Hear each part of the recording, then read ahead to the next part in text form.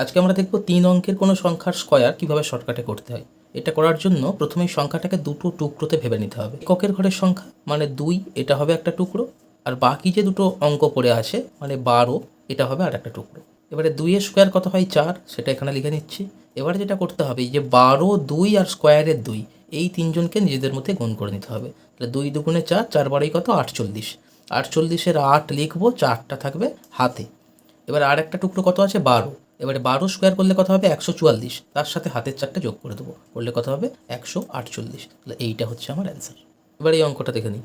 এখানে কত আছে, আগের অঙ্কের মতো করে ভাবলে 4, এই ধারে আছে 13। এবার 4 স্কোয়ার করলে কত হয় 16, 16 6টা লিখবো, হাতে থাকবে 1।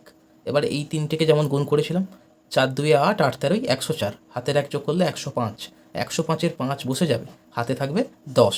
এবার 13 স্কোয়ার কত 169, আর হাতের 10 যোগ করলে 179, এই 17,956, এটা হয়ে যাচ্ছে অ্যান্সার।